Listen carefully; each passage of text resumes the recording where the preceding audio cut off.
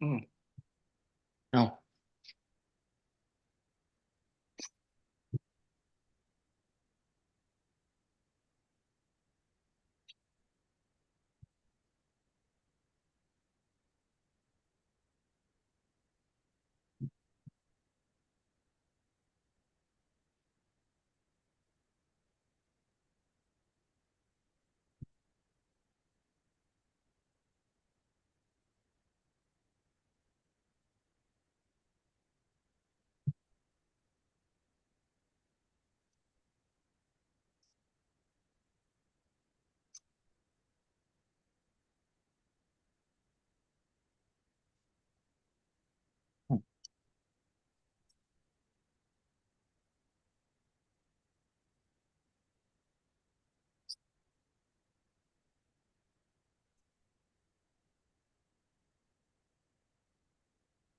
OK, bon après-midi à tous. Bienvenue à cette rencontre du comité de dérogation pour la ville de Ottawa. Good afternoon, everyone. Welcome to the Committee of Adjustment hearing, Panel 1, Urban Area. We are a quasi-judicial tribunal that holds public hearings to consider Planning Act applications, including minor variances. Oh, I'm sure my camera's not on. I've done this before, so thank you for taking care of that. Okay, so as you can see, we're back to being in person. That said, there's always an opportunity to participate online if you wanted to do that. And of course, all you need to do is to reach out with to our committee staff to do that.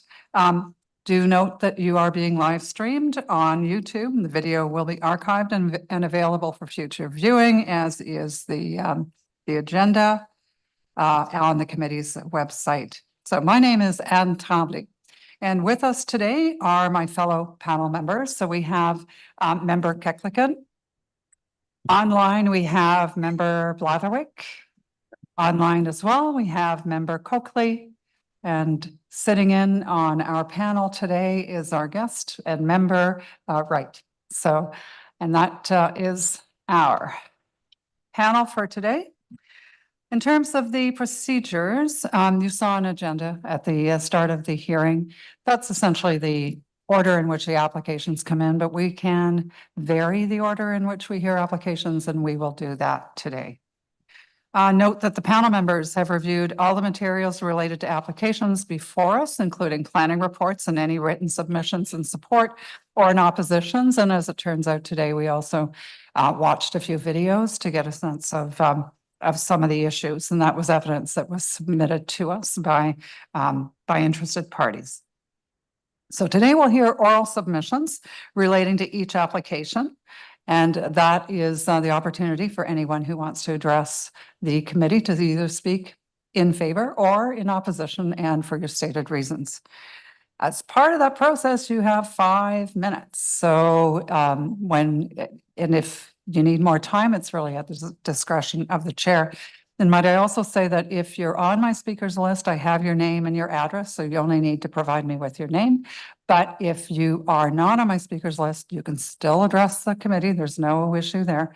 You'll just have to give me your name and your full address for the record. So we are, as I said, we have both a verbal and a written record that we keep of the meetings. So, okay, as part of the statutory public notification requirements, there needs to be a sign posted on all of the properties and the confirmation in writing that in fact the sign has met all the requirements of the Planning Act, and we have that, so we don't have to do any oaths or solemn declarations here today. So the way we kind of work this is we start with either a presentation or we ask questions of the applicant or agent. And from there, then we can ask questions to staff to get clarification. Once all that's done, we open it up to the public, and then we start with the speakers list, and then we ask for anyone else who might have an interest in the item. Once all of that is done, the committee gets a chance to deliberate, and the applicant agent gets a 2-minute recap that they can then either rebut or provide comments on things that they have heard. So At the end of the hearing, we can do a number of things. We can either make an oral decision, either granting or refusing the application, or we can also reserve. And that means that we've heard perhaps new evidence that we didn't have a chance to review prior to the hearing, and that we want to take a little more time to deliberate on that information, how it fits into the rest of the information that we've already have. So, but in all cases, a decision is made today and a official written decision and the reasons are issued to all the parties, participants, and anyone who has requested a copy of the decision. So that's how we're going to proceed today. Si y en a qui aimeraient avoir les consignes en français, vous avez rien qu'à me donner signe, puis ça va me faire plaisir de répéter. Fait que je vois personne. Fait que c'est beau. Alors avec ça, we're going to start with the confirmation of the minutes. We have a few. Oh, sorry, actually do want another business thing. Any declarations of conflict of interest from any of the panel members for any of the items on today's agenda or on either panel 2 or 3's yesterday? No.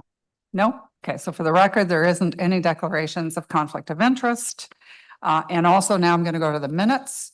So we have 3 sets of minutes, June 5th, July 3rd, and July 17th.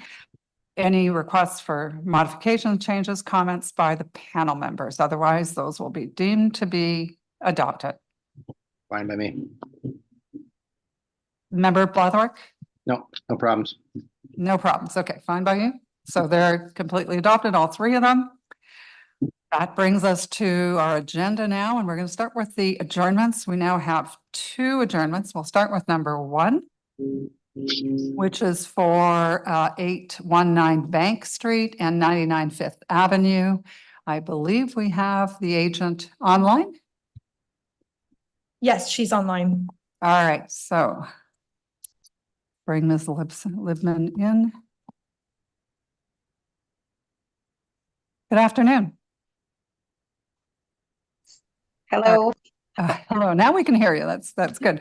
All right, if you wouldn't mind just providing a couple of words about why we're adjourning the application and how we're doing that. Go ahead. So we have requested an adjournment sine die to allow us to request further relief for some balcony projections. All right, thank you. So with that then, any questions from the panel members with regards to the adjournment sine die? No? Anyone in the audience want to speak to an adjournment request sine die for this, either opposed or in support? No? All right. So committee members then, all those in favor of adjournment sine die? All right, for the record, the application is adjourned unanimously. Thank you, Ms. Libman. Thank you. Bye-bye. Bye now.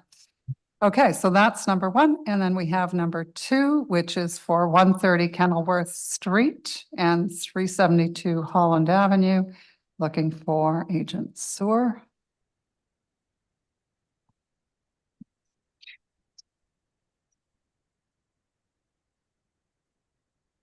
Good afternoon. Afternoon. So just in your own words, a couple of, the reasons for the request for adjournment. Yeah, so we've reviewed the staff report that we received and the conditions, and we just wanted to take an opportunity to discuss the conditions and have a fulsome discussion of the conditions with our client. Our client's currently out of town, so we haven't had a chance to have a good discussion with him on those conditions, and so we'd appreciate to be able to adjourn the application to September 18th. Which we think would give us enough time to have that discussion and move forward from there. Just one moment. So I know the 18th is pretty full already, so I'm looking for guidance. Is it that one or should we be going to October? Yes, Madam Chair, September 18th agenda is full. So the options would be September 3rd or October 2nd. Mr. Sewer, where would you like to go with this? So it's the September 3rd or September 4th? September 4th. Okay. Yeah. So I think it would be best to probably go for the earliest one in October then, just because, our client gets back pretty close to September 4th and we want to have enough time to discuss with them. So we would appreciate if it could be the earliest one in October then. All right. So our Deputy Secretary Treasurer, you told me the date in October is? Yeah, October 2nd. Okay, all right. So we're going to go with October 2nd for an adjournment on that. Mr. Soar, I think what we'd be looking for as well from you is, I think we know which condition that is of concern. A little bit of technical evidence on that. If there's any change, we're going to want to explore that and make sure we understand what the request, why the request, and, you know, explanation as to what relief you're looking for from that condition and the reasons for it. And like I said, we're looking for a little bit of technical evidence on that, if you can keep that in mind when you come back. Understood. Thank you. All right. So is there anyone in the audience who wants to speak to, first of all, questions from the committee? Anyone have any comments, questions about the adjournment? Nope, seeing none. Back out to the public. Is there anyone who would like to speak either for or against the requested adjournment to October 2nd? All right, I'm not seeing anyone. So members of the panel, all those in favor? Aye. All right, so for the record, it's unanimous. We'll see you again on the 2nd of October. Thank you. All right, thank you so much. Okay, so that brings us to our unopposed application. I'm just going to read them all out. Don't need anybody to come down at the moment. So we've got application number 2, which is 318 Athlone, and 2006, 2020, and 2026 Scott Street. So there's that one on our list. We also have 22 and 24 Concord North, and we also have number 7, which is 681 Mikinak Road. So I'm just going to make one call. Is there anyone out in the audience who has any concerns or wants to speak to the committee about any of those applications? Either for or against, online, in person? No? All right. In that case, we're going to vote for the package of unopposed applications. So members of the panel, all those in favor, and I'm sorry, I'm going to need the gallery view. Thank you. All those in favor of adopting or approving all of the unopposed applications? Yeah. That's All fine. right. Okay. So with that, then all of these applications, number 2 on the agenda, number 4, 5, and 7 are unanimously approved. Okay. That takes us then to the very last application on our agenda, which is for number 6, 482 Preston. Looking for Mr. Yakachuk.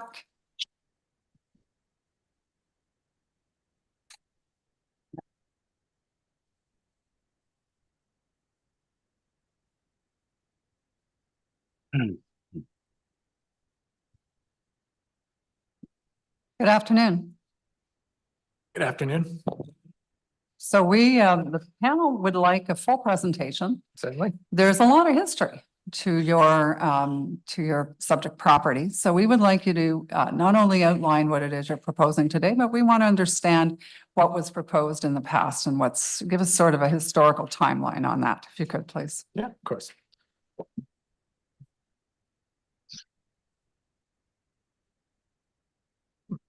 Okay. All right. Good afternoon. My name is Tyler Yakachuk from Froten Planning and Design. I'm joined online by my colleague, Jacob Bolduc.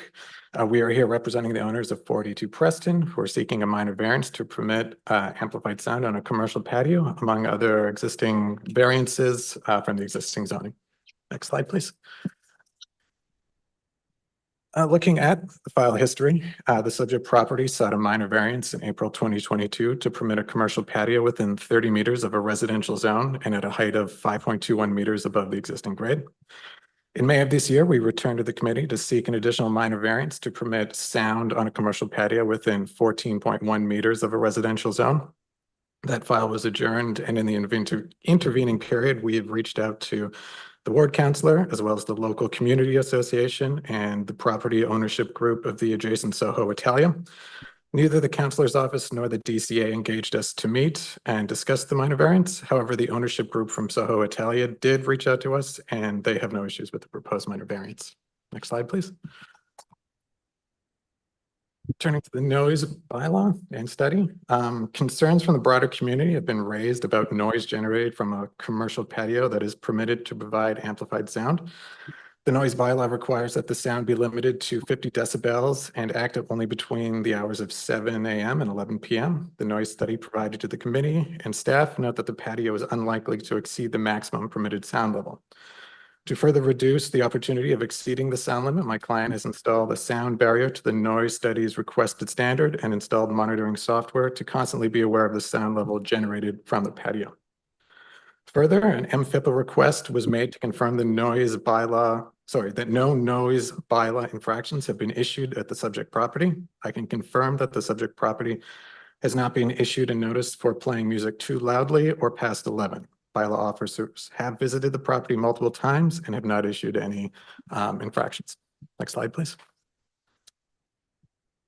Turning to the property is located at the corner of Preston and Adjournments. This segment of Preston includes multiple commercial uses, with many of them being restaurants and associated patios. The subject property has a cafe at grade and an office at the second level, as well as the patio. Next slide, please. Turning to the patio in question, is located, as noted, 5.21 meters above grade on the roof of the building. It has an approximate area of 95 square meters and can accommodate approximately 40 patrons. Provided screening has been installed for greater privacy and sound mitigation and installed to the standard of the noise study, both in terms of material and thickness and height. Next slide, please. Turning to the 4 tests, let's start with the official plan. Subject property is designated a Main Street corridor within the downtown core transect. The planned function of the designation includes creating non-residential uses that integrate into a dense urban and mixed environment, which supports music and nightlife. Next slide, please. As well, the subject property is located within the West Downtown Core Secondary Plan, specifically within the Dow's Lake Station District. The property is within the Hub Character Area.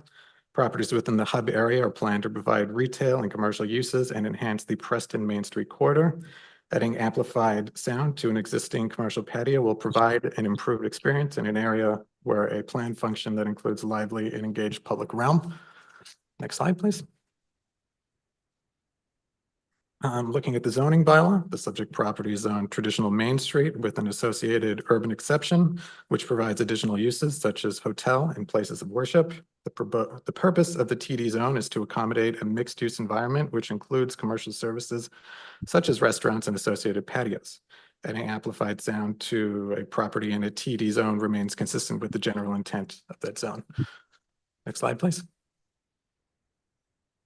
The proposed use of amplified sound is appropriate as it improves the overall experience of patrons using the patio, while the sound study documents that the patio will not impose noise impacts greater than permitted by the noise bylaw. As already stated, my client has improved the mitigation strategy to be employed on the patio and to guarantee sound levels will be kept below 50 decibels. Next slide, please. Finally, the minor variance is proven to be minor in nature, given that no new development is proposed. The audio system has been relocated to reduce noise impacts, as well as improve screening to further reduce noise and privacy. And to date, no noise bylaw infractions have been issued to the property. Next slide, please. Zoning bylaw. In conclusion, it is our professional opinion that the requested minor variance is appropriate and satisfies the 4 tests of the Planning Act, specifically both the OP and secondary plan. Identify the subject property as having a planned function to permit commercial uses in a dense mixed-use environment. The underlying zone permits commercial uses in a manner that enlivens the surrounding area. The undertaken noise study indicates that amplified sound on the commercial patio can remain within noise levels permitted under the bylaw. And the minor variance is nature, given that no new development is proposed and the existing patio has been present on the site for 3 years successfully without any noise infractions. Thank you, and I'm happy to provide any answers to any questions from the committee. Okay, just before I open it up to the other members, if you wouldn't mind just reminding again, you went through it very quickly, and you know that there's been some obviously some opposition that's been submitted with regards to this application. If you wouldn't mind just reviewing again for me and a little more detail, exactly what kind of public consultation you've undertaken in this. So as I noted that we have contacted both the Dalhousie Community Association, the counselor's office, and our budding neighbor, it's Soho Italian. The DCA did reach out to us upon us asking for the opportunity to consult with them, at which point they said they were not interested. Which we certainly respect. This is When their- was this? Can you give me some timelines? Don't have the exact timeline, but it was last week that they noted this to me. They also noted that in their letter of opposition that you may have been also issued as well. With regards to the counselor's office, in April of this year, we met in advance of our first visit to Committee of Adjustment this year, at which point we talked to the client and I talked to the counselor as well as her staff, and they voiced their concerns, at which point they said they would do their best to help us in terms of meeting with the community as well as get the information from bylaw. Following that, I've contacted the counselor's office no less than 5 times without having a response back any of those times, nor were they helpful in getting us the MFIPA request. We got that on our own. All right, thank you for that. And with that, I'm going to open it up to the members for questions, and I'm sure there will be some. Anyone? Members? Member Coakley. So a couple of things. Can you confirm for me my understanding that notwithstanding the fact that the previous variances were issued with a condition that an amplified sound system not be put on the roof, that an amplified sound system has been put on the roof and has been used in the last few years? That is correct. As of yesterday, we were issued the zoning bylaw infraction letter from the city articulating that noise was amplified noise was present on the patio. However, at the time of us being engaged by the client, they had established that they were looking to remedy that situation, which is why we're here now looking to fix that. But you obviously and your client are aware that, or you are aware and your client presumably is aware that they were in flagrant disregard of the condition that the committee imposed last time. I'm not going to editorialize as to the level of disregard they had for it. However, I am aware that they were in violation of that bylaw, yes. All right, thank you. I see that Mr. Balduke has his hand up, so maybe he can provide some clarity. Thank you. Thank you, Madam Chair. It's a conversation we've had with the owner before. We are aware of the notice of violation issued under the zoning bylaw last October. It's a discussion that we've had with them to say that you are not permitted under that previous minor variance, and that if we were going to remedy this situation, if we were going to seek permission for amplified noise on this patio, the correct mechanism would be through a minor variance application, which we're working on. We are aware of the concerns from the community. We've read the letters. We've spoken to the counselor's office. We've spoken to the DCA. We understand that there was an infraction with respect to the zoning bylaw. What we wanted to clarify was that we understand there were no tickets issued under the noise bylaw because essentially it was turned off at the appropriate time, or the sound level was reduced accordingly. We've advised our client that this application doesn't change any of that.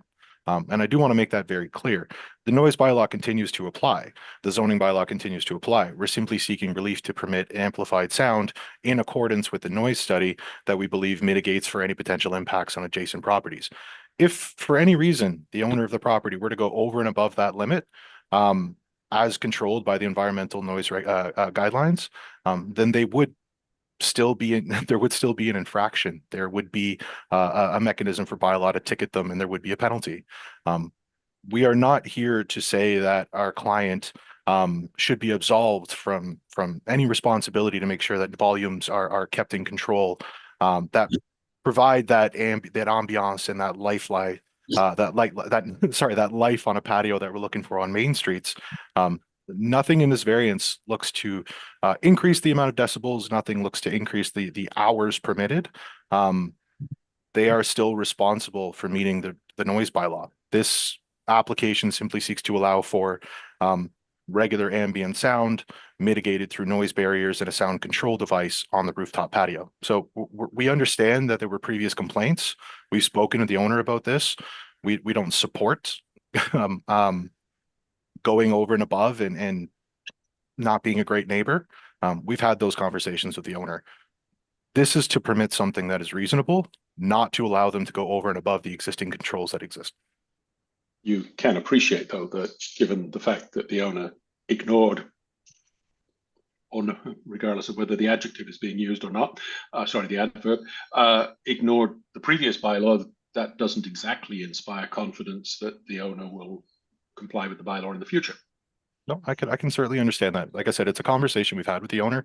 We wouldn't support the application if we felt that there was no control, there was no mechanism, there was no way for the community to be able to respond to any of those concerns and for a ticket to be issued under the noise bylaw. We've made that very clear to the owner that we're not looking to go over and above. We're just trying to permit something that we feel is reasonable and for which we believe there are planning merits. So you probably know the noise bylaw better than I do. Your colleague on the presentation referred to both 45 and 50 decibels as being the limit. That probably nothing much turns on that. But can you perhaps just advise me, okay, you can set your speakers at a volume that respects the bylaw. If people are under the influence of alcohol and are having fun on the patio, not unreasonable to expect that perhaps there's a good degree of excitement generated. What if the noise created not by the sound system, but by the activities of the people exceed the 45 or 50? Is that a relevant consideration that you're aware of under the sound bylaw, or is that an irrelevant consideration? I do believe that would be captured under the noise bylaw. I mean, that has nothing to do with the variance for amplified sound. That's just people throwing a loud party, right? That would still be captured by the noise bylaw. My understanding it through the noise bylaw, and I'm not an expert, but is that it has to do with the sound at the point of reception, right? So it's not necessarily the noise generated from the source. You may have higher decibels on top of the patio, for example, but you would measure it at the window of a neighbor who may have called bylaw, for example.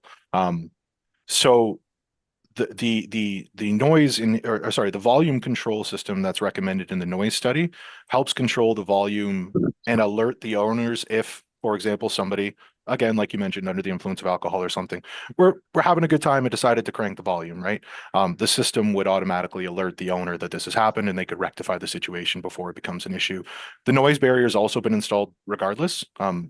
As you've seen through the images in the presentation, that barrier was just a good idea and something we recommended they move forward with, whether it's for amplified sound or ambient sound as a result of the patrons. Sorry, Madam Chair, if I could just follow up on that. So now, does the barrier that has been installed now comply with the original condition imposed by the committee that, again, the owners seem to have ignored in the past in terms of the barrier that was required to be installed? I'm just pulling up the original decision now, if you'll bear with me. I mean, it's my understanding, and maybe I've misunderstood, but it's my understanding that the original decision required a 2-meter barrier, and somebody in their infinite wisdom decided that something lower than that was preferable. So my understanding is if it's within 30 meters, 2 meters is what's required under the bylaw. The variance that we're requesting is in accordance with the noise barrier that was installed following the recommendations of the noise study, which I believe is around 1.7, 1.72, if I'm not mistaken. And the noise study seems to indicate that this would be sufficient and meet the intent of the bylaw. Perhaps, Madam Chair, I wasn't clear enough.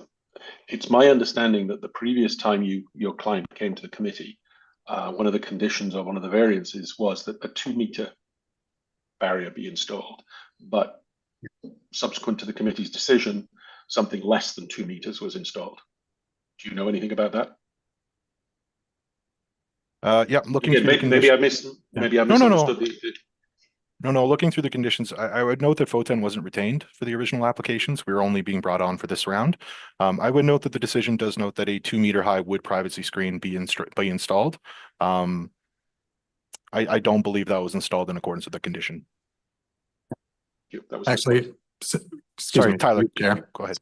Just want to make sure that, so Member Coakley, is that sufficient? Well, I'm going to address. Just a minute. I want to hear from panel member, please. Well, that did answer my question. If there's something else that somebody wants to sort of go off in a different direction from what I was just asking, but Mr.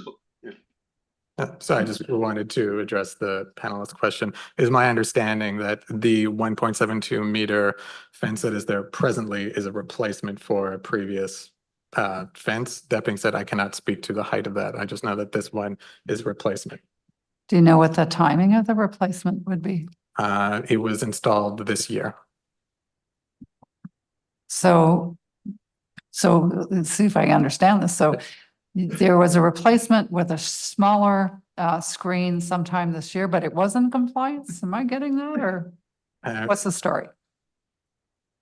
To my knowledge, a 1.72 meter fence was installed this year, approximately in April of this year. Replacing what? The previous fence that was present. The fence that has been installed is to the requirement of or to the satisfaction of the sound barriers or the sound study. I can't speak to what was there before that. Okay, so you can't tell me whether it replaced a 2 meter or a 1 meter or a, I cannot. all right, okay, thank you. Sorry. Sorry, So, Madam Chair, if I could just to clarify on those two issues that I raised. Number one, the variance condition that said no amplified sound system was ignored by the applicant. And number two, the condition that required a 2 meter fence has also been ignored. Am I correct in my understanding on those 2 points? Mr. Baldock? My understanding is that there was a fence prior to it being replaced. But as Mr. Yakachuk has noted, we cannot confirm the height of that fence. It may have been compliant, but we cannot confirm. But at this point in time, it is non-compliant. At this point in time, is not compliant because it has been replaced with a fence according to the noise study for which we have applied for this variance. So yes, the current fence does not comply with the previous decision. Thank you. All right, Ms. Linker, was there something you wanted to add on that?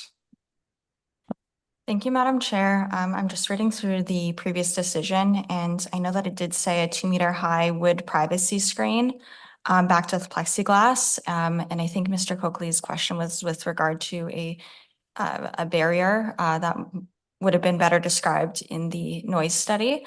So I'm not sure if the decision was requiring a sound attenuation barrier or if it was just a privacy screen. It reads to me that it was just for privacy purposes. So Ms. Linker, there had been the noise study submitted at that time with recommendations.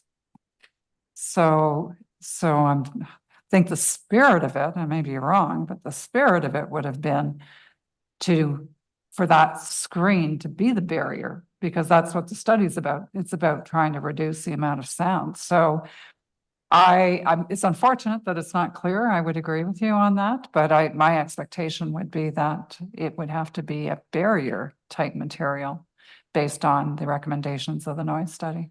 So we have a lot of people who want to speak here. I think I had member Keklikan first, and then I'll go to member Blatherwick and then to Mr. Baldock. Go ahead, please. Thank you, Madam Chair. A question I just want to pursue very briefly, the part of the presentation that spoke to the sound study or noise study. And if I understand correctly, it was a modeling that was done. That's correct. So it's a sort of a computerized study analysis. And what kind of data was input to that model? Was it actually observed or various levels of decibels that were modeled? Maybe if you could just briefly expand on that, please. To my apologies, I'm not exactly, not my area of expertise. To that effect, I can speak to the fact that the modeling would indicate that it would not arise above approximately 48 decibels near the closest residence through their modeling. However, the actual processes that they go through, I don't feel comfortable speaking to that. Okay, so if I may, so the conclusion of that analysis was that to retain it at the level that the bylaw allows, there's this fence or barrier that's recommended. I mean, am I understanding that correctly? The fence would be required should they look to play music past 11 o'clock.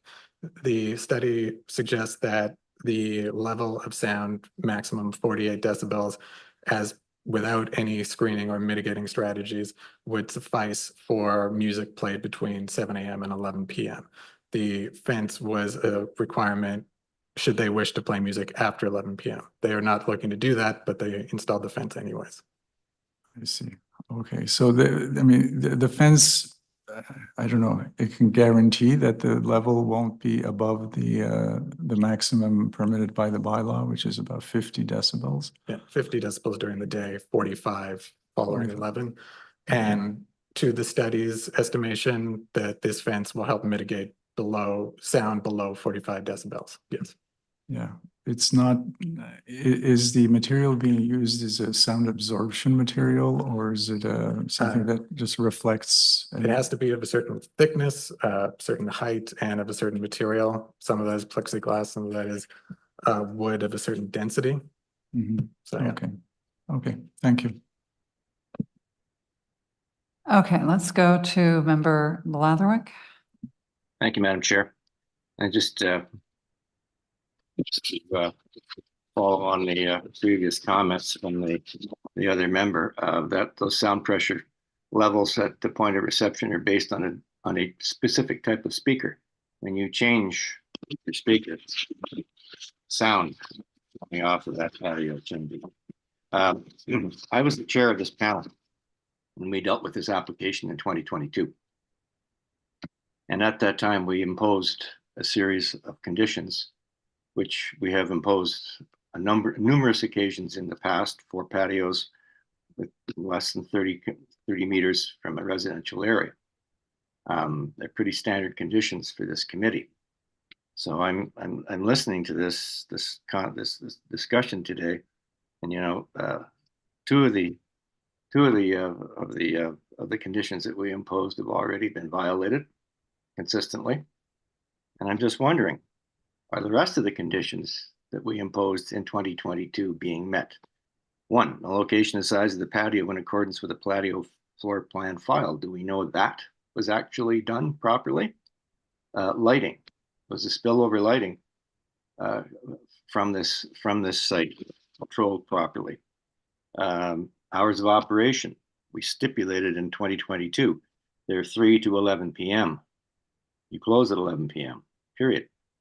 Is that happening, or are the hours been extended? Patio being open. We said you can have your patio open from the 1st of April to the 31st of October. Is that condition being met? I'm looking at this and I'm going, you're already basically, the property owner thumbed their noses at our decision in 2022. And is it for only two of the conditions that we impose, or all 6? Perhaps the planning department has some answers regarding the other conditions and whether or not the property owner is in compliance on those. Mr. Yakachuk, go ahead, please. Yeah, sorry, thank you. As I stated, an MFIPA was requested on the site to look at any and all bylaw infractions pertaining to any of the items mentioned by the panel member. And you've been provided with that, at which point it points that no further bylaw infractions have been permitted or done on site, which would include light, it would include noise. Okay. To the dimensions of the patio, I assume that this would have been undertaken by building permit officers to their satisfaction. So I don't want to speak to that. But with regards to any bylaw infractions, we have not seen since the patio was built that any infractions have been noted.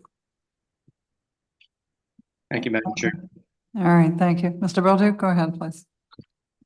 Thank you, Madam Chair. No, it was just to come back to reiterate that the one of the conditions as noted was a privacy screen, not a noise barrier under the previous decision. I do believe that that's because there was no permission for amplified music. And so it may have been that a noise barrier was not necessarily required and it was more of a privacy screen as noted in the conditions. So I think that's why there was no noise barrier required. It's a similar product, but not exactly the same product. In this case, we're proceeding with the recommendations of the noise study to stay within those environmental noise control guidelines that already apply. All right, thank you.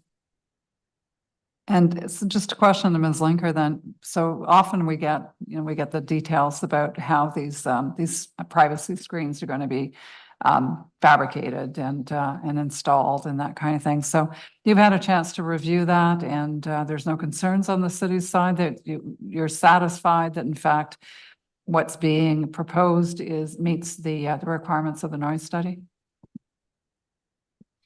Thank you, Madam Chair. With respect to the privacy screen, the applicant is asking for the variance to permit a 1.72 meter height, whereas 2 meters is required under the zoning bylaw. With respect to the noise barrier, I haven't been aware that that's been installed, so I didn't have a chance to review, but I assume that the person installing that was part of a company that would ensure that it's up to the regulations.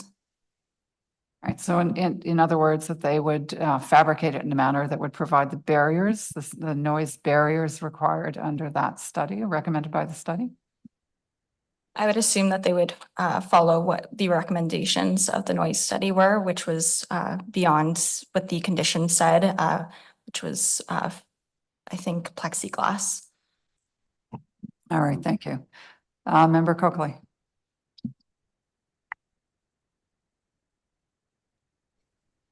So if I could just follow up on this issue, whether it's a noise panel or a privacy panel, bylaw currently requires 2 meters. This isn't the noise bylaw I'm referring to, just the zoning bylaw requires 2 meters. The committee's decision a few years ago was 2 meters. Why, perhaps, somebody could explain to me, why does the owner not wish to comply with the 2 meters? Is it a question of the cost of the sound barrier that would be perhaps, in the owner's view, onerous, or is it for some other reason that excuse me, that they don't like 2 meters? Is it Mr. Yagachek or Mr. Balduke? I think it's an excellent question. Why aren't you meeting the 2 meters? Mr. Balduke? I believe the owner is just proceeding in accordance with the recommendations under the noise study. I suppose the noise barrier could be increased in height to respect the 2 meters. They would require a little bit of retrofit to the barrier that's already been installed. I don't believe it's a matter of cost. I think it's just a matter of following the recommendations of the expert that they retained, being their acoustic consultant. Just let me be clear on this one. So the owner is quite willing to follow the recommendations of a retained expert, but not willing to follow the requirements of the bylaw or the conditions that the committee laid down a couple of years ago. Is that correct? Well, they installed it according to the noise study in advance of receiving approval. This barrier was just, they decided to move ahead with it because that's what the noise study said, regardless of approval. It manages patron noise, it manages amplified sound if that were to be approved. But it's essentially just functional for the patio either way. But there was an existing requirement for a 2 meter barrier. For a 2 meter privacy fence, not a noise barrier, but yes. So they like the 1.7 that the expert recommends for sound, but they don't like the 2 meters that the bylaw requires. Correct? The minor variance application is for 1.72 meters in accordance with the noise study. And ignoring the bylaw. We would note that staff have reviewed it and have no concerns with the application. So I understand what you're saying, Member Coley, through you, Madam Chair. But we do believe at the end of the day that it achieves the desired result, which is mitigating for potential impacts on adjacent properties. All right. Any other questions with regards to the barrier/screen? Okay. I do have a question for you then, Mr. Balduke. I'm a little concerned because, when the committee has applications that come forward and we adjourn them very specifically to allow time to consult with the community, what I've heard today is, well, we tried and nobody came back. But the reality is our expectation when you get back before us is that there has been some consultation. So I would have expected to a certain extent that you would have asked for another adjournment in order to meet what the purpose of the original adjournment was for. And I think, Mr. Balduke, you're a planner. I think you understand that this type of use within earshot of a residential neighborhood is going to be contentious. So under that requirement, I guess I'm asking you, would it not be beneficial overall to adjourn and allow you to have that discussion with, because we have representatives here. I'm sure people obviously do want to have a chat about what's being proposed in this application. Want your thoughts on that, please? Yep. Thank you, Madam Chair. As noted by my colleague, Mr. Yakachuk, we did have the chance to speak to the counselor before the meeting. Before the previous hearing. And the feeling that we got coming out of that meeting was that there's a sense of collaboration. We can work together on this. We understand that there's been a number of calls. We were brought in to try to fix the problem, not necessarily, last year while there were a number of issues that were raised to the counselor. And the first issue that was mentioned was, can we actually get an MFIPA request to look at the violations? We noted that it typically takes quite a long time to do this. The counselor's office offered to assist us with this. Following the hearing, with again the request for an adjournment in order to speak to the community, we followed up with the counselor's office several times to say, hey, are you still willing to assist us with the MFIPA request? And we did not get a response. So we proceeded to initiate that on our own. It took quite a bit of time, as these things do. In the meantime, we reached out, like I said, to the counselor's office once again to help us organize a meeting with the DCA so that we could consolidate and have one meeting and make sure that all of those concerns are addressed. We didn't receive that assistance. We reached out to the DCA directly, bypassing the counselor's office to try to get that, which the DCA's letter notes that, yes, thank you for reaching out and trying to make contact and trying to have that meeting. We're not interested. We don't want to consult with you. So it's very difficult when you reach out to both, let's call them the main consultation parties. Typically for an application like this, you'd reach out to the community association, the ward councillor, to try to facilitate something where everybody can get in the same room and come to a conclusion. We were rebuffed, essentially. That makes it very difficult. So we recognize that there were letters from individuals. No one reached out to FOTEN directly. We just got the letters as part of the regular circulation package. So while we were hoping for a meaningful consultation, and we certainly made efforts to meet with the DCA, I think their starting position is we don't want this because we've already had issues. And even though we're coming from a perspective where we're trying to fix it, we're trying to implement mitigation measures and controls, including a noise limiter system that would alert the property owner if the noise does go over and above. Like I said, if somebody were to touch that volume knob, the response we got is we're not interested in talking to you. It's very hard to consult with these groups when they have no interest in responding to your requests. Mr. Belduke, you just mentioned something that I'd like more information on. If you could, you talked about if the volume goes above the level that is the limit, that there would be what? So I guess you're talking about the noise monitoring system. You can tell me a little bit about the logistics and the mechanics behind all that? Yep. So that's found in section 2 of the noise, 3.2 of the noise report. It's called a noise indicator device. Essentially, it's a flashing light that gets installed with wires to the main floor of the building so that if the noise up top was going over and above what it's allowed to, I believe that it's about 65 decibels in terms of active use at the point of origin, so that by the time it travels to the point of reception, it would meet that 50 decibel limit, as per the noise modeling in the report, which includes patron noise. You can't really turn the volume down on patron noise, but this is specific to the amplified sound. So that's a noise indicator. That is one of the recommendations of the report that our client would be installing if they were allowed to have an amplified device. So it's an indicator that tells you if you're over the limit, so you can go turn it down. An indicator light that the residents would have to monitor in order to know when they can now make a formal complaint. Is that what I'm hearing? Sorry, it's for the patio owner, so that, for example, if there was an event up top and down in the let's call it the inside of the building, there would be an alert, essentially an indicator that would go off saying, hey, the noise is too loud, we got to go turn it down, so that you meet those decibel requirements under the study. So it's essentially an alert for the property owner to take action before the neighbors would have to call by law. Mr. Belduke, do you know if there's any examples of that already in place within this area? Not personally, no. No. All right. Anywhere else in the city, maybe? No, it's the first time I've seen it recommended through a noise study, because this is the first time we're doing this for amplified noise on a patio. All right. Thank you. Okay. Any further questions from the panel? Member Coakley. Yeah, I'd just like to follow up on that topic you were just discussing, Madam Chair, with Mr. Bolduc. So again, if I understand correctly, someone cranks up the volume on the sound system or patrons start shouting and screaming, they exceed the limit that the sound panels have been designed to attenuate. A light flashes somewhere, and eventually someone goes up and says either to the patrons, please quieten down, or turns the volume down. Is that my understanding of what this system is designed to do? Correct. There's two noted systems in the appendices of the noise study. I think one's called the sound ear and the other one's noise indicator. Essentially, one is they're electronic monitoring devices, right? There's a you would have a microphone on the rooftop that would monitor noise levels, and when it exceeds it, it trips essentially an automatic alarm to whoever is monitoring the patio.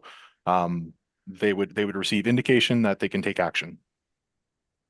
Okay, I'm going to ask a rhetorical question. I don't really expect you to answer it, but it just strikes me that I would be interested in knowing how long you think it would take for somebody to actually pay any attention to such an alarm and do something about it. I don't know about you, but anytime I've been in a public area or shopping center, something like that, where an alarm goes off because somebody walked through the detector at the front door, it's uniformly ignored. So I quite frankly am skeptical that that would provide. It's a theoretical, I get it, a theoretical way of monitoring the noise and giving the owner the ability to deal with excessive noise. But I would speculate that it would be never more than theoretical. And given this particular owner's willingness to ignore bylaw requirements in the past, I'm not entirely sure that the owner would communicate to his or her staff members the need to respond to this immediately. No, if I may respond, I understand that it may have been rhetorical, but through you, Madam Chair, I guess I would say no. You're right. It is a pinch point, right? The behavior of the patio owner is important in this equation. If you have indicators, or if you have a volume knob, if you have any of these controls, you are correct. They could simply be ignored, which would result in a bylaw complaint, which would result in some friction in the community that already exists. We're not here to say that we're not here to propose anything that would permit them to go over and above the existing environmental noise control guidelines. The noise bylaw will continue to to regulate their activities. It is contingent on the behavior of the owner and being able to meet their own requests, essentially. So that is something we have committed or communicated to the property owner on several occasions, that your past efforts haven't been good enough. You need to step up. You need to be able to do a better job and be a better neighbor. These are tools that can help you achieve that. But as you said, they do have to be monitored by the property owner. Yes. All right, Member Blatherwick. Just have one question either from Mr. Bolduc or Ms. Linker. I know I'm familiar with Preston Street, and there are a number of patios along that stretch of Preston Street between the Queensway and Carling Avenue, including the rooftop patio at the Prescott Hotel. How many of those patios have amplified music? Just out of curiosity, do you know? Ms. Linker, are you able to answer that question? Or is this unique? Thank you, Madam Chair. I don't have the answer immediately. Okay, I was just curious. Thank you, Madam Chair. Okay, so I just want to follow up with Ms. Linker on one thing that I guess I still need to understand. I'm not sure as part of your background work in preparing the planning report whether or not you had a chance to do this, but we've heard there were a lot of visits to the site based on complaints, but no infractions ever laid. I'd like to, did you get a chance to talk with bylaw to get a sense of, you know, why those infractions weren't laid? Like, well, we've heard that, yeah, it could be because it was outside of the hours, or it was, or was within the hours, or in any event, didn't seem to trigger anything. But did you have a chance to look into that at all? Thank you, Madam Chair. I did speak with bylaw enforcement and was not able to get a clear answer on a lot of the questions that I did have. It's my understanding that when bylaw officers did visit, if at the time of their visit, there was no infractions, then I don't believe that there is any tickets or violations handed out. I'm not sure if any were officially handed out to this property, as I wasn't able to get a clear answer on that. The zoning bylaw says that no amplified sound system is permitted on this lot. So if the officer did not see that after the complaint, then they wouldn't have issued a ticket. Okay, so there's no paper trail unless there's the bylaw noise infraction. So the issue here was more of a zoning bylaw one. All right, am I getting that right? I think so. Okay. Yep. Sorry, Mr. Balduke. Thank you, Madam Chair. I just wanted to come back to the question about existing patios. I can't confirm. I believe the Heart and Crown, in some time that it's been on Preston Street does, but I don't think they're within 30 meters of a residential zone, so they don't necessarily trip the same variance that we're looking for. But I do believe that they have amplified music on that corner. So I just wanted to provide a little bit of a response to that question. Thank you. Ms. Linker, go ahead, please. I'm sorry, one of the enforcement officers just indicated to me that one ticket for one noise violation was issued and 2 zoning violation notices were issued. Any details on that? So was any dates on that maybe? I can see if I can get those dates. Yeah, I will see if I can get that. Well, what would be interesting to me is if they erected that barrier in keeping with the noise study in April, have we had infractions since then? Because presumably that is the mitigation measure and maybe it's not working. So be interesting to know if there was anything since April. Anyway, have a look. If you can get an answer, that would be that would really be good to get. All right, any other questions from anybody?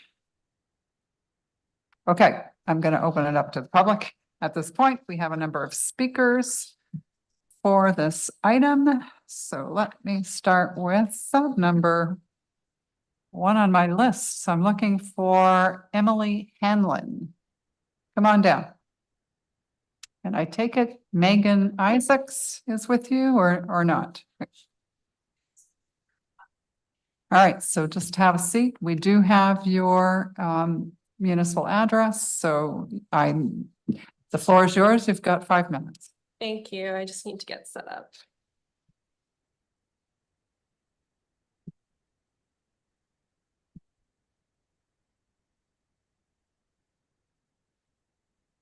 So my name is Emily Hanlon. I live at 93 Adjournments Street, and I'm presenting this deck on behalf of my neighbor who was not able to be here today. She lives 2 doors down from me, even closer to 482 Preston than I do. Next slide, please. Oh, sorry. Are we doing slides? Yeah, if you don't mind. If we could stop the 5 minutes while we're getting set up, I'd appreciate it. Yes, that's fine. Until we get Thanks. rolling, the clock won't go, so don't worry Okay, about that. appreciate it. So this is the second slide of my 7-slide presentation. We have 2 primary areas of concern with the business of 482 Preston. The first is disruptive noise. The business plays loud, amplified music to the point that nearby residences can't enjoy outdoor spaces like our yards or have our windows open at night. Sometimes the music coming from the rooftop patio is so loud that we are also impacted by the sound of the business inside our homes with the windows closed. The business also hosts parties with amplified sound that extend beyond the hours of the COA's previous minor variance decision condition number 4 and by the City of Ottawa's bylaw regulations. The second issue that we have has to do with safety. Whenever parties are being hosted at this business, there's an observable uptick in traffic and parking on the Athlone block between Preston and the bike path. This block is small and a dead end, and this feels particularly dangerous. When parties are finished on the rooftop, there's loud and intoxicated patrons loitering on the street. There has been harassment of neighboring residents, and the business's patrons leave litter like cigarettes and alcohol containers on the street. So what's it been like to live across the street from this business? In the next 3 slides, I'll be sharing videos that are posted on the social media account for 482 Preston. Alongside the videos are the Committee of Adjustments panel's conditions of operation that were created for the business in 2022. But to begin, the house in this photo that was taken by tequila shot drinking patrons is where my neighbor lives. I live 2 houses down. Next slide, please. The text on this slide is the COA's condition for the business's operation, condition number 2, which can be found on page 3 of the 2022 decision. If you'd please play the video. Thank you.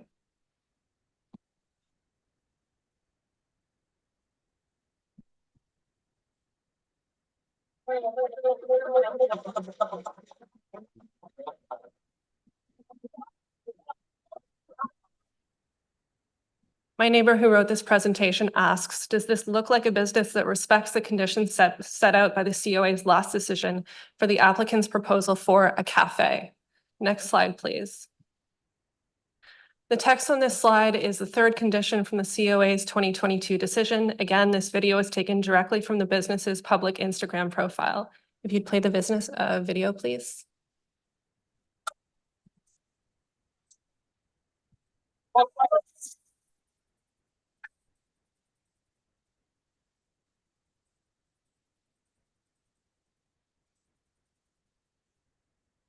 So what we're seeing here is a noise machine, a DJ, and many more people than the 30-person capacity that was agreed upon by the COA. Next slide, please. The text on this slide is taken from the first page of the COA's 2022 decision from the section titled Purpose of the Application. If you'd play the video, please.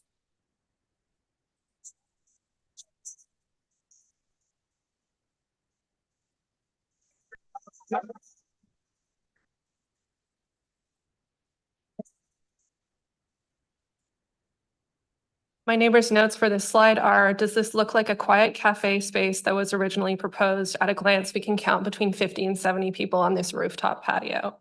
Next slide, please. The video on this slide is different from the 3 previous ones. It was taken by my neighbor from her porch. It's a video of the noise outside of her home at 1:30 a.m. on May 11th. For context, May 11th is less than 2 weeks after the COA's last hearing that adjourned the applicant's proposal. If you'd play the video, please.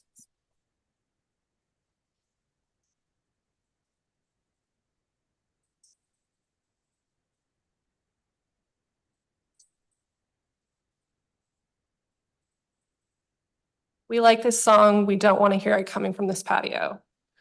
One can see here, again, the kinds of parties that this applicant throws and the impacts of those parties. Last slide, please.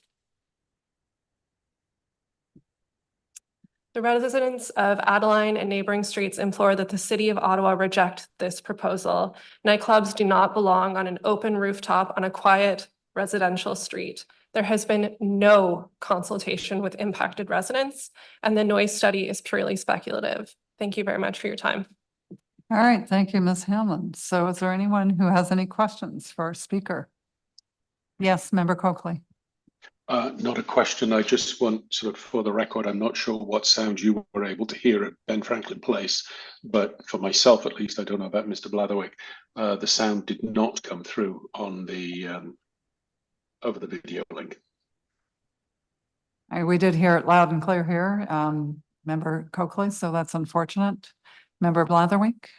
A question for the presenter. Thank you for your presentation, by the way. The noise barrier apparently was installed in April. How has the sound been since then? I think since Fontaine was employed, there has been only this one party, the one that has the video that was shown from May 11th. It was still loud, still disruptive, and I could still hear the music inside my home at 93 Athlone Street. And at what time of the evening was this going on? The video from my neighbor was taken at 1:30 a.m. So they're in. I'd like to also add that that evening there were extremely loud cars revving on the street. And I also called bylaw and made a zoning and bylaw complaint as well. It's on my written submission. Thank you very much. All right, thank you. Thank you for your Thank you time. for your time. And again, thank you for your presentation. That was very helpful. Okay, so second person on my list is Natasha Bernardi. Come on forward.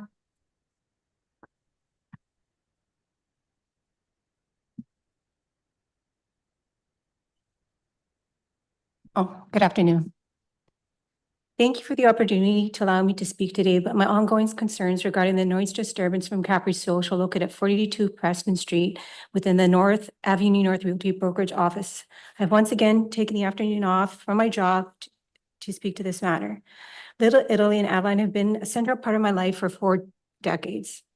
I lived at 88 Adjournments since 2012 and Cone 90 Adjournments since the mid-1990s, but both homes have been in my family for generations, dating back to my grandparents. My family knows the area well and has witnessed its transformation over the years. When Avenue North took over 42 Preston, I agree, they transformed the building into a modern office building. So when I received the letter from Ainsley Dunstone regarding the proposed cafe in 2021, I was a little bit surprised. I reached out to her with a few minor concerns, waste and storage, and parking. But since there was not going to be any lighting or and only light background music, noise wasn't an issue.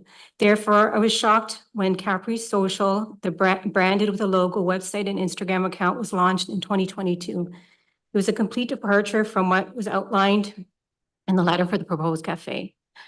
In June 2022, I sent a letter to the co-owner of Avenue North outlining several concerns, along with my neighbor, covering noise, shouting and music, lighting, and hours of operation. The owner did speak to my neighbor, I wasn't at home at the time, and tenant at 90 Adjournments shortly after to acknowledge our concerns. Unfortunately, any attempts to mitigate the noise level have not been successful.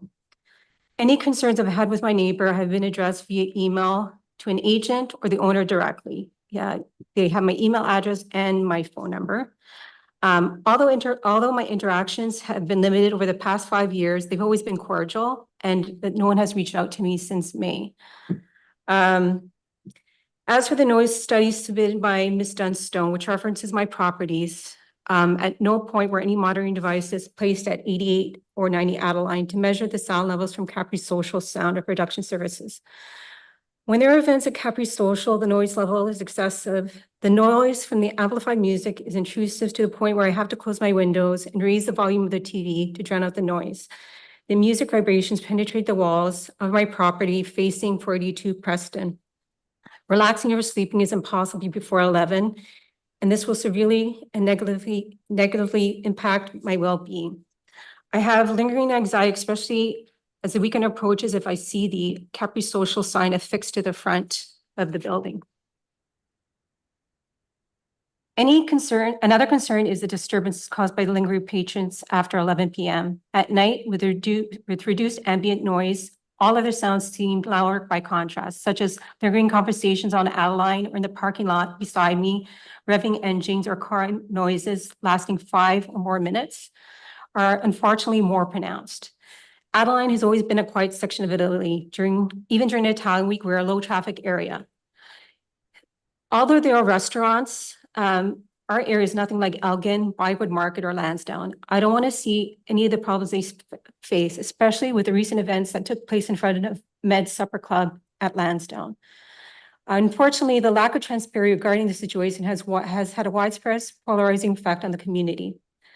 The past 5 years have been challenging with multiple construction projects, COVID, and several personal family members. Although I do want to support my neighbors and my businesses, they're right beside me, so I want to support them. But if it impacts my sense of peace, I must stand up for myself and my interests. I can't just stay silent.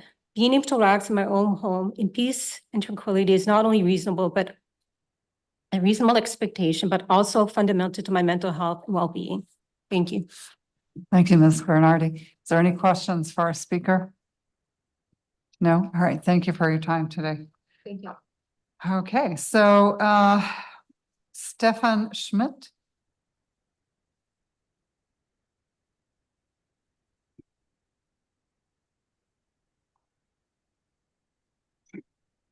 Afternoon. Am I good to go? Absolutely. Floor is yours. Thank you. So my name is Stefan Schmidt. I live at 93 Adjournments Street. Just a few preliminary comments. Question about the Prescott patio. They have a specific minor variance condition, no amplified sound. In terms of consultation, the Capri Social / Avenue North did drop flyers in all the neighbors' mailboxes indicating that they were going to have a party during Italy Fest and that they were allowed to do so because of the general noise bylaw exemption for Preston Street. But only after we proactively reached out to bylaw ourselves did they not go ahead with that, because they realized that they actually could not go ahead with that because there was no exemption from the zoning bylaw and minor variances. So just to say, they really did try hard to consult by telling us that they were just going to have a party during Little Italy Fest when they could have discussed any of these other issues. Thirdly, preliminary, just the zoning versus bylaw. When we call bylaw at night, bylaw officers attend, they are only dealing with noise complaints. They're only dealing with noise bylaw. When we indicate there's supposed to be no noise coming from this is a zoning issue, they say, well, we don't deal with that. You have to contact the other office who deals with that. They only work 9 to 5. So of course, there's not going to be any infractions related to zoning at night because the bylaw people who attend don't deal with that. Now I'd like to discuss a few things. The first is the noise study. My issue with the noise study is that the background noise sampling was conducted at the wrong location and 2 years out of date. I'll quote from the noise study. Ideally, background noise measurements would have been taken at points along Athlone Street. However, background measurements could not have been taken on Athlone Street due to the simultaneous construction at Soho Italia. Now, this testing was conducted in 2022. That's over 2 years ago. Soho Italia construction is complete. There are people living there. And I suggest that if the committee isn't willing to outright reject this application, that you consider adjourning this matter until such time as the applicant can provide an updated noise study with measurements taken in 2024. I'd also like to argue that the application does not meet the test for a minor variance because it does not maintain the general intent and purpose of the official plan and zoning bylaw. 482 Preston falls within the City of Ottawa's official plan or proposed Volume 2A Urban Secondary Plans, West Downtown Core Secondary Plan, specifically Dow's Lake Station District, which plan includes the phrase that this is a priority area and target area for intensification. That means there will be more and more people living in this area. The plan discusses how Athlone Street and surrounding streets will ideally be made up of mid-rise and high-rise buildings where people will be living. The plan also says, and I quote, where non-residential uses are proposed to coexist above the ground floor with residential uses, the non-residential uses must be sensitive to and compatible with the residential uses. And I would argue that as proposed in our experience and as the current applicant proposes their proposal, that this is not sensitive to or compatible with residential uses. And again, if the committee isn't willing to outright reject this application or adjourn it while an updated noise study is provided, that the committee consider 2 additional conditions over top of their regular conditions. The first being that there be a limit of 30 patrons on the patio at any given time. That would be consistent with the 2022 application rather than the proposal for 86 patrons. And second, that the amplified noise be required to cease at 9 p.m. rather than the proposed 11 p.m. I would argue that these 2 conditions provide a compromise that goes a long way to being more sensitive and more compatible with residential uses. And finally, because I have a few minutes left, I'd just like to talk about what this application is for. I think it's come up already, but I'll say it. When I hear commercial patio, I think a place where I can go have a beer, eat a burger, listen to some quiet music in the afternoon or the evening. And I like those patios. I attend them. I like the Prescott, so on. This is not that. In my experience and looking at their website, this is a private nightclub, an open air private nightclub. And I'd emphasize the private nature of this. I can't go down to the end of my street, go up to the second floor patio and have a beer and a burger. I have to be on their private list. It's a private parties only event space. This is not somewhere that's just open to the community. And again, it's not a commercial patio in the sense that you might think. Thank you. No, if you've got more that you'd like to say, please take another couple minutes. I appreciate that, but I think I've said all I had to say at this point. I've got more that I'd said in my written submission, so. Okay, thank you very much. Really appreciate those comments as well. Any questions from our panel? Okay, all right, thank you for your time. Oh, wait, Member Copley has a question. I understand. I think I understand your point about the private patio. May I just ask, have you ever attempted to go up to the patio when something has been going on, or are you simply speculating that because of what you've observed that you assume you would not be allowed onto the patio? I'm not speculating. It's the way that the business is described on their website and their newsletter.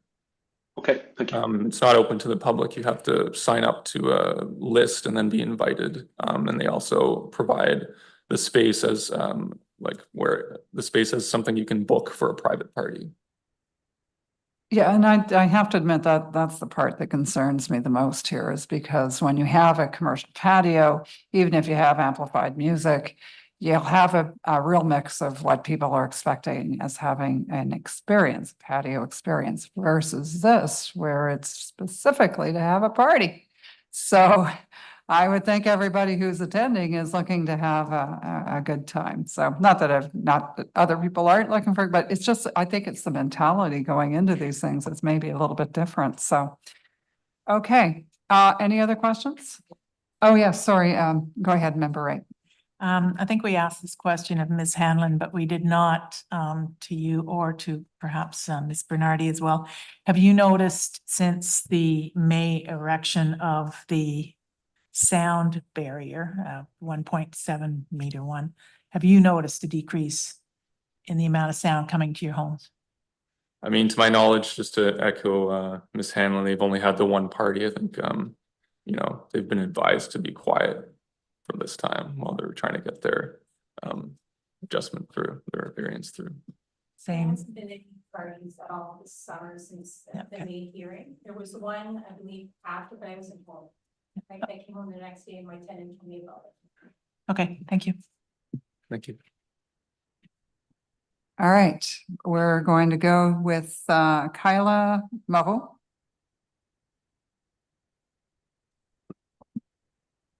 Hi, thank you. It's Kayla, but it's a weird spelling. Okay, so I'll get into it. My name is Kayla Morrow and I live at 122 Pamela Street with my husband and our 3 young children. My husband and I moved to the neighborhood in 2016. It's been a great area to have a family. Per the City of Ottawa's Urban Secondary Plan, the Dow's Lake Station District is a place with, among other things, family-friendly neighborhoods and an abundant supply of beautiful green spaces. We love to walk or ride our bikes to get groceries in Hintonburg, frequent the Rosemount Library, and we head to Preston Street for our local amenities like the Guardian Pharmacy, Preston Hardware, and our dentist. We often get takeout meals from our neighboring restaurants. Most of these businesses have patios, and if they're playing music, we wouldn't know, since they operate with respect to their neighboring businesses and residents of the area. In 2021, the applicant brought a proposal to this committee for an outdoor commercial patio on the rooftop of 482 Preston that would operate as Avenue Cafe, insinuating that this would be a coffee shop or a bistro. When my husband and I voiced our concerns about the proposal, we received a response to contextualize, which stated there will be only soft background music during hours of operation and no louder than what can be contained within the patio. In spring 2022, they were permitted to construct that patio with height and distance variances from the zoning bylaw, subject to conditions. This was a patio they had already built. The approval included clear conditions, notably that all sound reproduction be prohibited at any time. Since then, despite this condition, which aligns with zoning bylaw section 85.3, on numerous occasions, private events have been hosted featuring a DJ and bottle service on this rooftop patio, which goes by the name of Capri Social Lounge. At no point did this venue ever operate as a cafe. Speakers are installed and can be seen from the street. I find it bold that they're here today with this proposal for sound amplification when they've been doing it for 2 years, disregarding the conditions set by this committee. Surrounding residents have had little to no recourse when these events take place, as Ottawa bylaw is unable to uphold the conditions set by this committee. This time around, the planning rationale submitted by the applicant makes misleading statements such as, "This is not expected to generate any undue impacts on neighboring properties," and "This has proven compatible with the surrounding area since approved in April 2022. I'm here today having stepped away from my duties at work and responsibilities at home because I think it's important you hear it from us that this is not true. My husband and I are reasonable people. Recognizing that we choose to live in the city, our home has triple pane windows with the maximum degree of soundproofing. But the sound and bass has made it difficult for our children to fall asleep as they go to bed at 8 p.m. These events have been highly disruptive to the area. It renders the outdoor spaces of neighboring residents unusable, where we can't hear those around us without raising our voices significantly. Neighbors have reached out to bylaw for assistance repeatedly, as you'll see in the ATIP report submitted by one of our neighbors. Likely in response to these neighborhood interventions, the applicant is back today applying for amplified sound. The applicant's planning rationale suggests that they're contributing to the 15-minute neighborhood, an element of the City of Ottawa's 25-year growth plan. In their rationale, they refer to Capri Social Lounge as an outdoor commercial patio and even a restaurant. A look at their Instagram demonstrates that this is not a restaurant, nor can members of the public expect to frequent it. Even at their recent Italian Week party, the establishment outlined very strict dress code expectations, such that the average person attending almost certainly couldn't expect to come in off of the street. The planning rationale also states that approval of sound amplification will improve the overall experience of patrons using the patio. From what we've observed, patrons refers to the business owner and their peers. The secondary plan for the area specifically notes that low-rise street blocks flanking Preston Street, including Adeline and Pamela, are viewed as a mixed-use neighborhood that supports family and a wide range of demographics. These streets are expected to continue to evolve and intensify over time to provide livable and family-friendly housing options. Approval of amplified sound on this rooftop patio is not compatible with calling these streets family-friendly. As residents of the area, we're excited about the potential of Preston Street and believe that it should continue to evolve with further intensification and new businesses, but with respect for those who already call it home. Following the adjournment in May to consult with the community, my neighbors and I have heard nothing from the applicant, despite our close proximity to their office. We respectfully ask that you hold to your 2022 decision and refuse this application. Thank you for your time and consideration. All right, thank you very much. Any questions for our speaker from members of the panel? No. Okay, thank you very much. Again, do appreciate the time that you take to come and speak to this committee. It's helpful to us for sure. Okay, that's the end of my speakers list. Is there anyone in person or online who would like to speak to the committee about this application? I'm not seeing any. All right, so I'm going to, oh, sorry, come on down. Sometimes you have to yell at me because I don't, I'm too busy looking on the screen and looking at it. So I'll need your full name and your municipal address, please. My name is David McPherson. I live at 97 Adeline. And I bought my house in 2021 with the expectation that I'd be able to raise a family there. We have our first kid due in January, and the room that we're intending to use as their bedroom, every time they have their amplified sound parties there, the windows rattle. It's so loud that you can hear the bass inside, and I'm 2 houses further down from the previous speakers and 4 houses further down from the first one. So I have significant concerns about allowing the amplified noise due to it hindering my ability to raise a family that can sleep. And also, I left the May 1st hearing with the expectation that I'd be consulted, because it says right on here that adjourn the application to allow the owner time to consult with the community. Until today, I'd never heard of the Dalhousie Community Association, and I've owned my house for 3 years. So I was expecting to be contacted directly or for somebody to ring my doorbell. There aren't a ton of houses in that radius that they drew. So my understanding was that the community was going to be directly consulted rather than a couple emails and then giving up. And then thirdly, I haven't seen the sound report, but it sounds from what Stefan said that sound study happened while the Soho was being built. Is that correct? I'm not aware. Mr. Yakachuk, can you answer that? The study in front of you today was undertaken in 2024. Okay. So just Mr. McPherson, just for a moment. So Mr. Yakachuk, you're saying that 2022 study has been updated? Yes, to 5th February of this year. All right, thank you very much. Was that provided to the community associations and to the ward councillor? Yes. Okay, thank you. Go ahead, Mr. McPherson. I'm just curious what a 1.72 meter sound barrier is going to do for the hundreds of people who live above that barrier.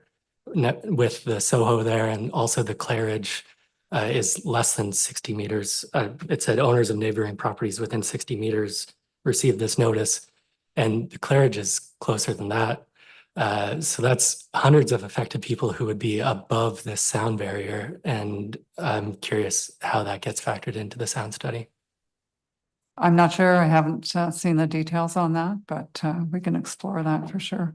After we get all the comments on the table, I wanted to go back and clarify some of this with staff. Okay, thank you. That's all for me. All right, any questions for Mr. McPherson? Nope. All right, thank you for coming down. Anyone else, either online or in person? Now I'm looking. Anybody else? Okay, come on down. So typically we don't, but I'll give you a minute, Mr. Schmidt. So come on down.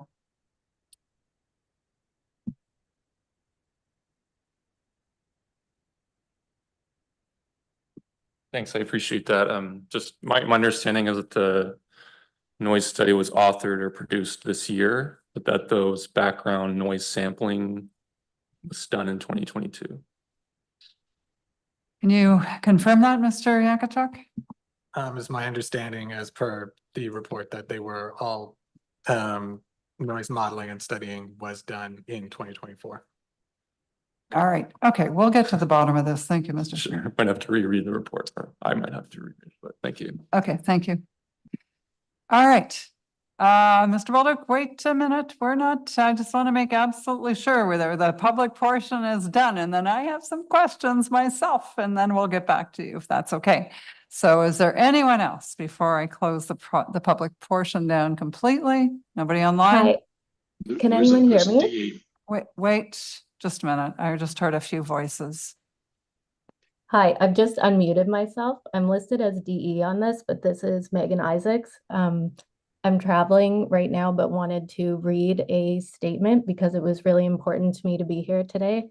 Can I have your name and can I have your municipal address, please? Yeah, Megan Isaacs, 89 Adeline. I'm the one that prepared the presentation that Emily Hanlon, my neighbor, presented. I just have a quick written statement if everyone has the time right now. Yes, absolutely. Go ahead.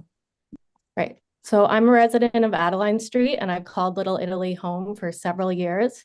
Previously living on a vibrant street like Preston, I'm obviously no stranger to noise from nearby businesses.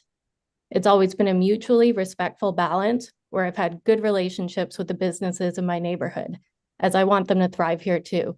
It's a great community of people, residents and businesses alike. In my years of being a resident in this community, I've never experienced such blatant disregard by a local business until my spouse and I moved on to Adeline, by a local business until Avenue North / Capri Social. Their disregard extends beyond residents to noise and zoning bylaws, which this business doesn't think that they have to abide by. Bylaws for zoning exist for a reason. And in this case, we're looking at laws that protect our right to peace and reasonable quiet on a residential street. But these laws are not protecting us at all because a business like this can just pay their bylaw fines and keep breaking them. My neighbors and I have been witnessing, suffering from, and reporting the countless instances of violations of noise and zoning bylaws by Avenue North / Capri Social for years. Several charges have been issued by bylaw in that fine, but the loud parties on the rooftop continue and residents are left to fend for themselves on those disruptive, chaotic nights. The Committee of Adjustment authorized the same businesses requested variances in 2022 to build a rooftop which they falsely claimed was for a cafe space. I'd like to draw particular attention to a few of these conditions that were approved, which my neighbor Emily presented on the slides, that have not been followed, including that all lighting on the patio will be subdued, unobtrusive, and properly shielded to avoid any spillover light with sharp cutoffs. I'm sure you noticed on the video that there were those cheesy neon signs that we can see from almost every window of our home. Also, all sound reproduction, amplified or live music on the patio is prohibited, which you also saw in video. And for those who are not able to watch the audio like us who are on the line, it was very loud and very disruptive. The conditions also state that the patio hours of operation are limited to 3 p.m. to 11 p.m. 7 days a week. I witnessed this myself from anywhere from 1 to 3 in the morning regularly anytime they had a party. Since moving to Adjournments in July of 2022, we've been having to deal with all kinds of disturbances from the loud nightclub. This includes, even with our windows closed, the music is so loud that we cannot sleep and we're losing sleep, and it's disruptive to our jobs and our lives. Most recently, on the eve of their May 10th party, we were kept up until after 2 a.m. My bylaw reference is 2024-5703-0022. This resulted in a charge for excessive noise. We can't even be outside in our backyard when they're hosting their loud events since we cannot hear each other over the amplified music and the patrons. As I mentioned before, they have a large neon sign on their rooftop that can be seen from nearly every window of our home and is left on 24/7. So this means that even when they're not having their events and parties, we have this obstructive light from all of our windows. They also have large screens on the rooftop that face our home, and yet apparently all the lighting was supposed to be subdued. What my neighbors and I have been dealing with has been distressing and disruptive to our lives. So disruptive, I'm taking a break from my summer vacation to celebrate friends because it is on residents like myself to make this point, because we have had no luck between the zoning and the bylaws, and obviously the issue that this is a zoning issue, and so bylaw cannot place fines when they attend. Open air nightclubs do not belong on a quiet residential street. We deserve to live in a residential area that's free of the disruption, harassment, and adverse effects that this business has been inflicting on us. Residents of Athlone and neighboring streets, we implore the city to reject this proposal. There's been no consultation with the impacted residents. As previous neighbors of mine stated, the noise study is purely speculative, and the disregard by Avenue North / Capri Social is clearly illustrated by repeated fines, charges, and complaints, but absolutely no changes to the disruptive conduct of their club and their behavior. Enough is enough. I appreciate everyone taking the time to listen today. Thanks. All right, thank you for taking time out of your vacation. That's really quite appreciated again from the committee. All right. Anyone else? I keep making a call. Wait, I'm just making a call for the public. Member Coakley, I just want to make sure we've heard from everyone. And I'm not seeing no one online. Okay. All right. So the public portion is now closed. I think there's a number of issues that we have heard about that I think are worth exploring. But before we go there, Member Coakley, go ahead. Thank you, Madam Chair. This is perhaps a question for staff, the Deputy Secretary, Treasurer, perhaps. It has been suggested to us by some of the members of the public that we should reject these variance applications. If we were to do so, what then is the status, given the similarity between them and the ones that were imposed last time around? What is the status of those previous variances that were granted? Are they still in effect, or are they in some way, in a sense, back on the table for us this afternoon? Through you, Madam Chair, the previously granted variances would still remain. The question today is to permit the amplified sound within the 30-meter setback, or to default to the 2022 decision, to not include amplified sound.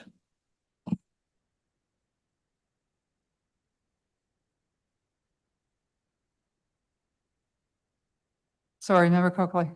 We're not hearing you. Yes, no, sorry, I had muted my microphone and then couldn't find the unmute button. I get on the sound issue, but I thought a number of the variances were sort of kind of restated before us of the ones that had, so we're not just addressing sound this afternoon. There are a number of other variances, are there not? Through you, Madam Chair, yes, there are 3 variances. The first one to permit the reduced height of the privacy screen is a new variance, so that is up for consideration today. Variance B, it's to locate the patio 5.21 meters above grade. This has been previously approved. And the third variance is slightly different than the original application. It's to permit amplified sound to be 14.1 meters from the residential zone where 30 meters is required. Previously approved, it was to permit the commercial patio, no mention of sound, to be that same setback. So just on the 5.2 meters above ground, what you're saying effectively, that really is not a variance that we're discussing this afternoon? That's correct. That's been previously granted and that would stay. Okay, thank you. All right. So Mr. Bolduc, I was hoping we could just save you till the end, if that's okay, because there's a number of issues that I'd like to get input from staff, and then you can rebut to all of it if that's all right. Yeah, I see you. I see you. That doesn't seem to work for you. But okay, so 1 minute, Mr. Bolduc. Thank you, Madam Chair. This is not my concluding comments. I just wanted to note, I went back through the noise study and I just want to confirm that Mr. Schmidt's comments, the noise study indicates that measurements were taken in January 2022. So that statement is correct from Mr. Schmidt. It's just that the data that was reviewed as part of the 2024 report. So the report has been updated, but the report does note that the measurements were taken in 2022. I just wanted to make sure that that fact is clear. All right, thank you. Because that's where we're going next with Ms. Linker, if we could. So Ms. Linker, so we rely on good faith that some of these studies are done. I guess my expectation is that because we have an environmental noise control guide and bylaws regarding that when we request a noise study, that somebody is looking at the acoustical engineering integrity, technical integrity of that study. Can you tell us a little bit about the process through which the city verifies these things? Thank you for the question, Madam Chair. When we receive a noise study, then we ensure that EIT in infrastructure engineering reviews the study to make sure that it can be complete prior to planning staff taking a look into it, just to ensure that it meets our guidelines, such as being prepared by a professional. And so I believe our EITs had said that this was adequate for us to review. Now, would that have been in 2022? Has there been so I'm going to ask a couple of questions here. So I'm looking to see whether or not they've re-reviewed the revisions to that study and whether or not they made any comment about the need to update their sampling on it. Thank you, Madam Chair. The EITs did have a chance to re-review this study. They didn't request that a new study be made. I think perhaps the nature of Preston Street. I know the neighbors did mention that there was construction during the 2022 version of the study. The nature of Preston Street is that there's a lot of construction going on. So I don't know, perhaps the results might have changed or perhaps they would have been similar due to a different construction project. Staff did not ask for an updated study. All right, thank you very much for that. All right, Member Coakley, your question related to the noise study, hopefully. Thank you, go ahead. Yes, and I apologize, Madam Chair. This isn't specifically for staff, and it maybe is just something that the representatives of the applicant can address later. But on, sorry, I don't have a page 4 of 13 of the sound study in item section 2.0 measurements and methodology. Under point 2.1 noise sources, it says patrons. To simulate the noise levels produced by patrons on the patio, we used empirical sound power levels obtained from our measurements of persons talking in raised voices, as this would be the situation expected for persons conversing outdoors or talking over nearby conversations. I would suggest to the applicant that what we have heard is that the patio is not being used for conversations over which, you know, if you're talking at that table, I have to speak a little bit louder so that the person in front of me hears what I'm saying, that the patio is being used for parties. So I would suggest perhaps the base on which the human generated sound, as opposed to the sort of amplified sounds, loudspeakers, is deficient and inconsistent with the actual use of the patio, although it may have been consistent with the submitted, or the use that was sort of mooted to the committee when the committee granted its variances the last time around. All right, if I understand your comments then, Member Coakley, and you could correct me here, but I think you're suggesting that perhaps when the acoustical engineer undertook the study, the nature of the use that was actually under study is different than what we are hearing about today. Yeah, that would be a good summary, Madam Chair, of what I was saying. All right, thank you. Okay, any other questions or comments around the noise study? Because the next place I want to go is on the public consultation thing, Mr. Balduke. So you have heard that nobody has knocked on doors. So even though you've gone to the community association, the ward councillor, knowing that there have been some complaints from individuals, even at the last time you were before the committee, nobody thought to knock on some doors and talk to some people that are within that range, like within the 30 meters? Madam Chair, no, we did not knock on doors in the immediate area. We did expect to go through the community association, as is typical for community adjustment applications, to try to gather everybody together and perhaps have a meeting or a roundtable discussion where we could all discuss this. As you note, that did not happen. The DCA acknowledged that we reached out to them several times, but indicated that they had nothing to say. All right, somehow I'm still not very comfortable with the level of effort there, Mr. Balduke, given that this is a very sensitive type of land use. We're not talking about, you know, an added unit here or an added unit there to a residential development. We're talking about something that has a fairly high impact on neighboring properties. And so to me, the standard of consultation's got to be sort of commensurate with that. So, okay. Enough said on the consultation then. Anybody else want to raise any more issues that they want clarity before we give Mr. Balduke and Mr. Yakachuk their 2 minutes of rebuttal? All right, so over to you, gentlemen. Mr. Balduke, don't know who wants to take the lead, whether it's you or Mr. Yakachuk, but you've got some time to address some of the issues that we've heard about. Appreciate it. I do have a couple things I'd like to say, and then perhaps if Mr. Yakachuk has anything he wants to add, but it's disheartening to hear the public comments. I mean, it's what we've read about. It's something we have repeatedly warned the owner about. We're not here to support a minor variance application to allow for parties on this patio. That's not the intent. That's not why we drafted our planning rationale. That's not why we support the application.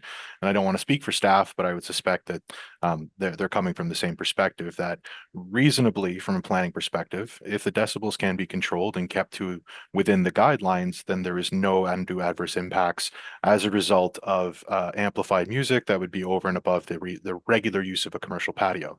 So I just want to be very clear on that point, that we're not looking for a variance to permit parties on this rooftop.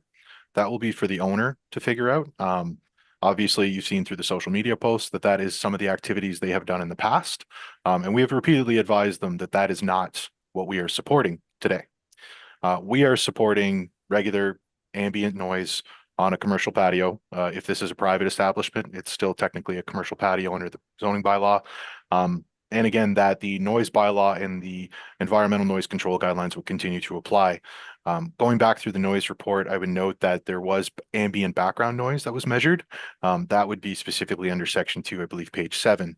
Ambient background noise is trucks driving by, people walking, regular conversation, just what you would hear if you were on Preston Street. It was noted that the average measured background noise in those cases was about 53 decibels. So I would note that the variance that we're requesting is to permit music at a level that is consistent with average ambient sound, even a little bit less so. So I just want to be clear that FOTEN's not supporting the application for rooftop nightclub parties, despite that is what the existing owner has been doing in the past. We're here to support amplified music in accordance with the environmental noise control guidelines. We don't support amplifying music that disrupts neighbors. That's really unfortunate to hear. All right, thank you, Mr. Balduke. Mr. Yakachuk, any final words from you? All right, so I'm going to guess that we're reserving on this application. Okay, yeah, I think we've got some discussion here, which means that we're going to talk a little bit more amongst ourselves after we adjourn this hearing to consider the evidence, the oral evidence that we were presented with, and the information, the additional information that we've obtained from city staff. And with that, you'll get the written decision within the 10 days. So thank you, everyone, for attending today. And will you, Mr. Yakachuk, Mr. Balduke, you will get the decision, as you know, in due time. All right. Thank you very much. Any further business? If there isn't, then I'm going to deem this hearing to be closed. We're done.